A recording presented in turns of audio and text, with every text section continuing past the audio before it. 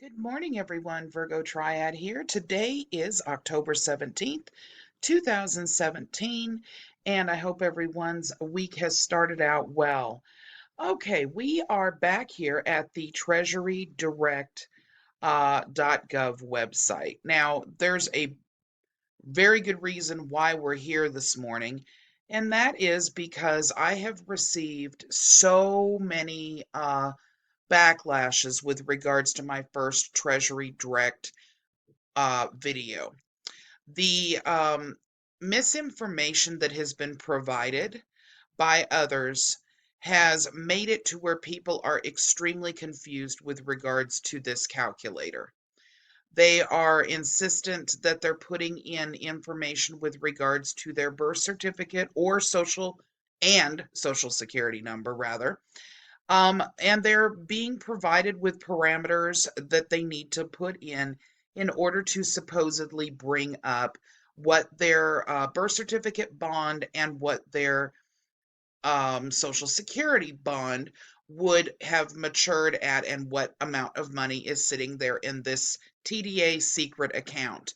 Well, I'm about to prove to you that this calculator nor any other calculator on any other site that works just like this calculator is not going to provide you with accurate information.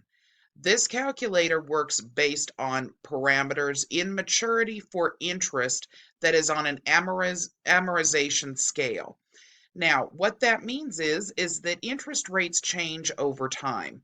This calculator can only give you an approximate amount based on what the interest rates have been up to this date. Anything beyond this date, it's not going to be able to calculate, and it's going to provide you with what the amount would be should an account exist or should a bond exist prior to this specific date. So, I want to go ahead and show you now. This is proof positive that this calculator does not work for what the claim is. The claim, of course, being that you have been enslaved by the government. The government has taken your social security number and your birth certificate number and has provided you with these bonds that never go to you but are just sitting and collecting money and being traded. Okay, so now whether that is true or not, I don't have a statement on that right at the moment. But what I do have a statement on is that using the Treasury Direct calculator or Fidelity calculator or any other calculator that does nothing but use parameters to add up approximate amortization scale interest does not work. So here we go. The parameters that I have been given by the gurus with regards to the savings bond calculator are that I need to go in and look at the value as of this month, which of course is October of 2017. The series would be an E-bond series, and the denomination would be the top denomination, of course, which is $10,000. I'm going to go ahead and type in my my actual number off of the birth certificate. I'm going to leave it as is. I'm not going to hide it because it would not matter whether you had that number or not. It is simply only a serial number. So that is the first one we are going to do. So here we go, typing in that 9-digit number, which by the way is only a number. There are no letters involved, and in E-bonds there are generally letters that are involved in the CUSIP number. Oops. Okay. The issue date I am being explained needs to be the month and year of birth date. Oops. Let's do this with a, there we go. I'm going to hit calculate. And the calculator shows that the E-bond had a total price of $7,500. The total value is now $76,612. The total interest is $69,112, and that it is matured, which means that it is no longer earning interest. That gives me a total. Here is the serial number off of my birth certificate, the E series that I was told to put in, the denomination of 10,000. The issue date of 1 of 1959. No next accrual because it's already matured. The final maturity was in 1999. That would technically make you 40. And of course, that's what everybody's saying. You know, it matures until you're 40. Issue price is $7,500 with the interest. No interest rate because it's already matured. Here is the value, and here is the note identification, which once again means matured and not interest bearing any longer. So what we're going to do is leave that right there. Okay, we're going to come back up to the calculator. And now what I am going to do is I'm going to search for the one CUSIP number we know does not exist. And it is the Series Bond E, denomination 10,000, just like I just did. And we're going to put in 987-654-321. That would be the serial number to a bond that does not exist, as it is simply counting backwards from 9 until 1. The issue date we're going to put as my date of birth in here, 1 of 1959, which of course is the same thing that I put before. We are going to hit calculate, and we are going to go down here and see, wow, look at that. Exactly the same amount.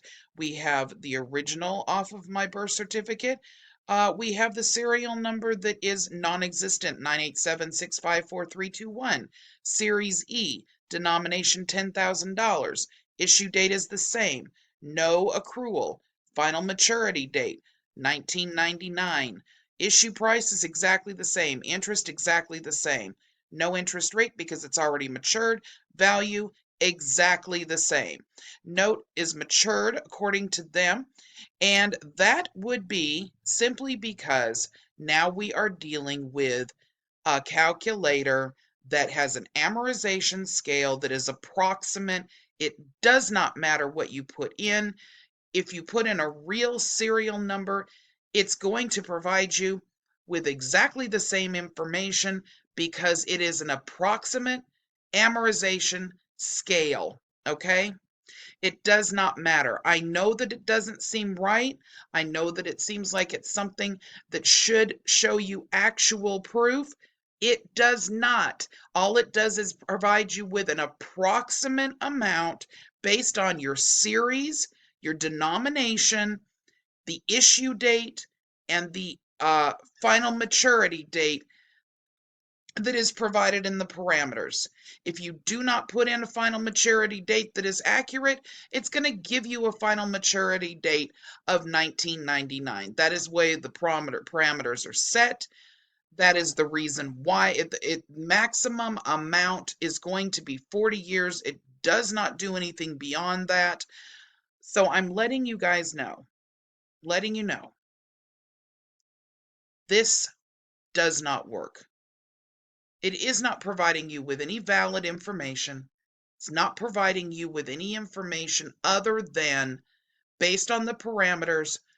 If you don't enter in a final maturity date that's accurate for the series, it will automatically give you an itemized interest that's approximate for a 40-year period. This is why your values are becoming outrageously large. You see the interest rate here is an extreme amount in comparison to the issue price. A bond that is an E-bond does not mature any further out than this, and that is why the parameters are set. What you are getting above here are the totals. 7,500 plus 7,500 is 15,000. The totals on the total value, the totals on the interest accrued. Listen, folks, listen. This is not a way for you to find out what your secret bond amounts are. It does not work. It is not what the purpose of this calculator is for. Neither is the one on Fidelity. It's exactly the same type of thing. Okay? Please stop listening to this nonsense. Now, if there are any other questions with regards to this, if you want any information with regards to this, I would ask that you please take a look at the help section within the savings bond calculator of the actual treasurydirect.gov website. I'm going to be listing where you find the calculator and how you would go in and get to the section that will show you how to use the savings bond calculator. Okay? Show you help in what it means. You're going to find that even Treasury Direct's claims are that this does not work for what you've been told it does. You are being lied to, folks, okay? I keep trying to get you to understand that. You're being told a story. It's been fabricated for the last 40 years. And it's worked many, many times because people so desperately are in need of help out of their debt.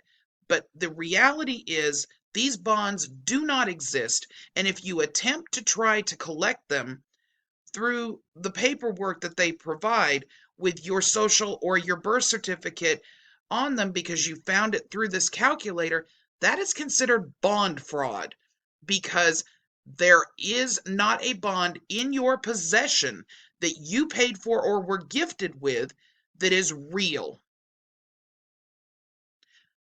I'm hoping this helps to help you to understand a little bit better why there's such confusion on this. I will continue to try to address these issues as they stand, as people continue to ask questions about them.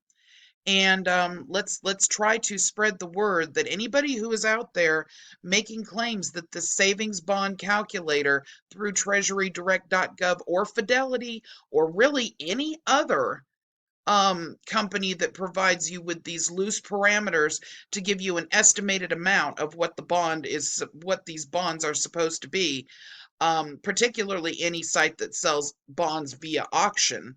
um, let's try to spread this around and make sure that people are aware that this is not a way for you to look up your social or your birth certificate serial number and prove that you have a bond of a large amount within the system. Okay?